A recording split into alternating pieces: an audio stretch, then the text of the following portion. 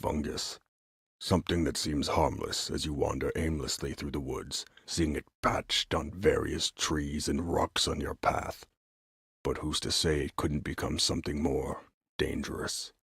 Imagine a whole forest being covered in its growths, its rotting tendrils wrapped around every branch and stone. Think of the horrors that could await if such a thing were to grow and decompose whatever it covers in its way.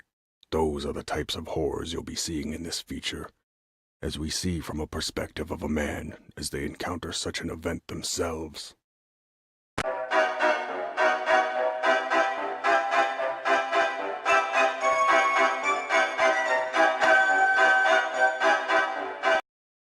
It was by all accounts a pleasant day in Denver.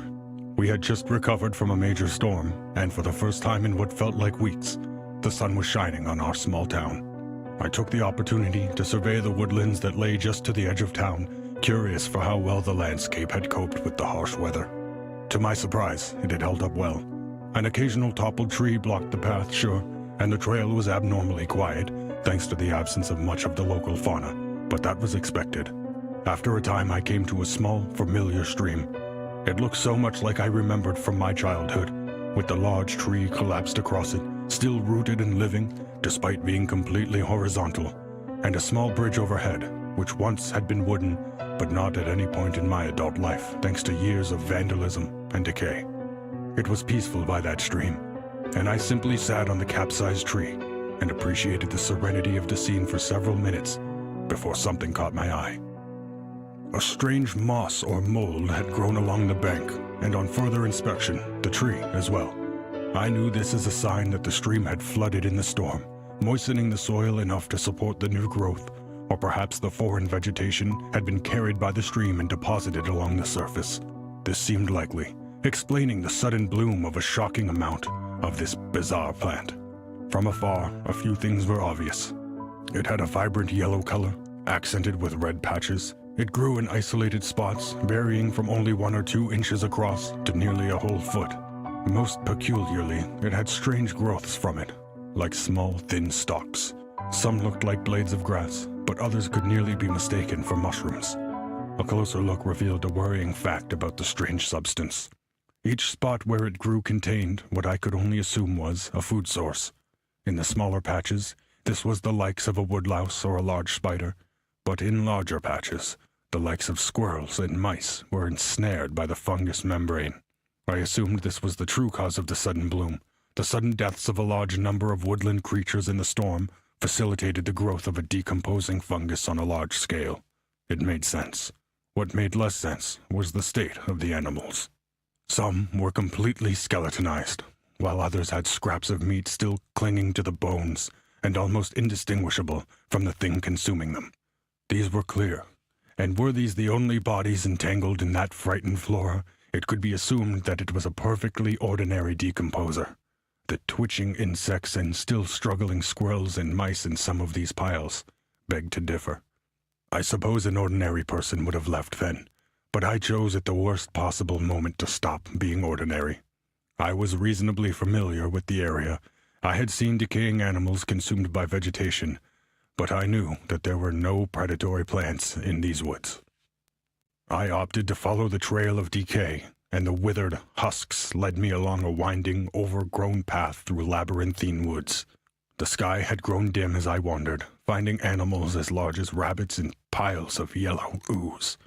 These nightmarish breadcrumbs led me to a clearing which had become overgrown by monstrous fungus. A ghastly sight lay at its center. The remains of a buck, a colossal thing coated in a thin, clear sheet of fungus flesh. I approached the thing cautiously, hyper-aware that the slimy carpet beneath me was feeding off of its lifeless form. Patches of its fur were gone completely, and eaten through to the bone in other portions.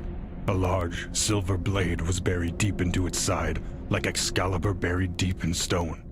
I couldn't say with certainty what overtook me in that moment, but I reached out to the dagger and attempted to pull it from the beast.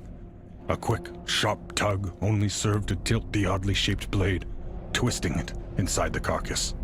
Suddenly, the mound of flesh and fungus shook beneath me. It was as if the earth itself were convulsing and attempting to pull itself free from under my foot. A great antler tore through the digestive sac, spilling foul-smelling, steaming yellow liquid all across the clearing. The deer, suddenly filled with adrenaline, rose to its feet and fled into the distance, blade still buried within it. After a moment of standing slack-jawed in the darkness, struggling to understand what I had just seen, I noticed another bizarre thing among the yellow and red. It was certainly a skull, or at least a portion of one. It had become malleable, and fine strands of yellow hung down from it. Thick, mushroom-like stalks grew from a cavity where the brain had been, and from the left eye socket. The slick skull, coated in the foul digestive juices the deer had been marinating in, slipped from my hands. I scrambled to stop it from falling, clumsily bouncing it around for a few seconds before it came crashing to the ground. A wet splat drew my eyes to the ground, where I saw that the skull had been left with a flat side by the impact. Another sight caught my eye, however, as I looked down. A bright red pool forming in my palm. In my attempt to prevent the skull's collapse, I only succeeded in being bitten by a dead man with no lower jaw and a mushroom for a brain. It was around this point that I decided to resume being an ordinary person and return home. The sun was rising by the time my head reacquainted itself with my pillow, and all this business of skulls and fungus could wait until I had slept. In retrospect, these were not the decisions made by someone of sound mind, but in my defense, I was very tired. My mind was racked with strange images that night, which I could only attribute to the strange experience of the past several hours. I was haunted by odd visions of things I struggled to put words to. A forest littered with bodies of various dead animals. All I could do was run, but as I ran deeper, I found only more death. The familiar, rotten stench filled me with dread, an alien dread that was not my own. As I ran, I saw the same pods that encased the deer, littering the environment. The grass disappeared and was slowly replaced by yellow fungus. Trees vanished, and the pods littering the landscape rose high into the sky. I neared a clearing and found myself face to face with a gargantuan metallic pillar. Yellow pus oozed from small cavities within the blade, and I felt a throbbing in my side. I awoke from the mental haze of dreams to the mental haze of being freshly awake. The agony of the dream had not vanished, but was diminishing to a faint sting. Finally, glancing at my hand, I was met with a ghastly sight. The wound seeped a viscous black ooze and was surrounded by discoloration. Small blisters crept along the arm like it had been rubbed with nettles, with small black veins running throughout the flesh. The decay was horrific. I was thrown into a panic and immediately began to gather my clothes and make my way to the nearest hospital before I was struck with a realization. This was a disease and was contagious. Taking this to a hospital could give it free rein to spread uncontrollably. I sat and weighed my options. An amputation seemed extreme, but could prove effective as a last resort. I think it's safe to assume that my reasoning was impaired, as my next course of action was to take a large pot of water to a boil. In my confused mind, it seemed to stand to reason that disinfecting the arm could prove effective and maybe save my life. I took the most powerful painkillers I had, downed a handful of them, and hoped I would be numb enough to manage this. Once the pot was sufficiently boiling, I dunked my arm in. I was instantly overcome with a wave of agony and regret. Recoiling from the pot only served to cripple me further as I was hit by a wave of scalding liquid.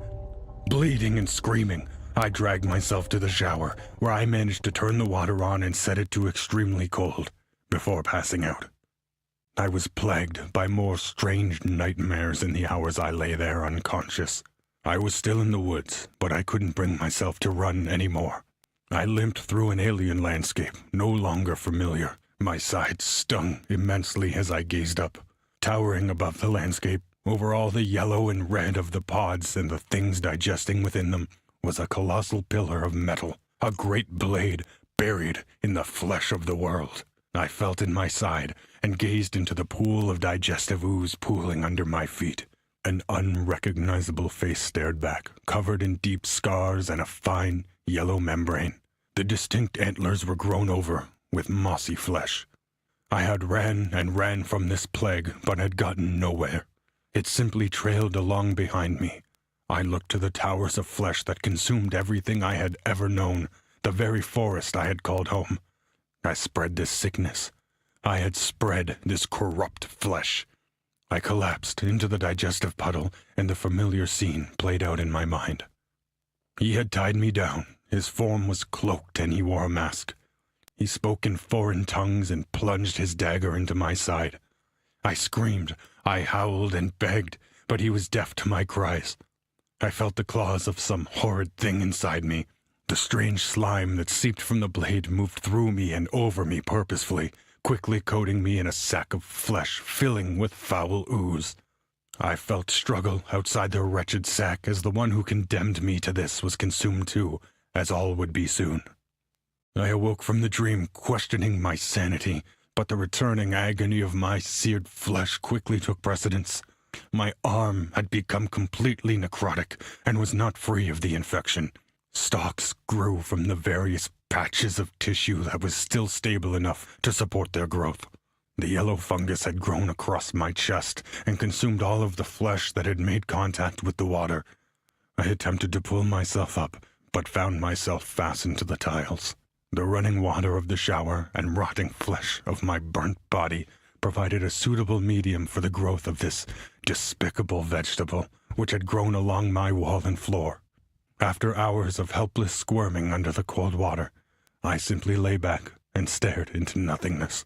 I could hardly string together a coherent thought, and soon found myself sinking into the void. The world was consumed by blackness. Jesus, a voice muttered, bringing me to some semblance of sense. Yeah, it ain't a pretty sight, another rang out. Looks like something out of a horror movie. My vision returned, but was altered. It was as though I was seeing through 1,000 eyes, each only a fraction as clear as a normal eye. A yellow mold covered the walls, and a body lay at its center.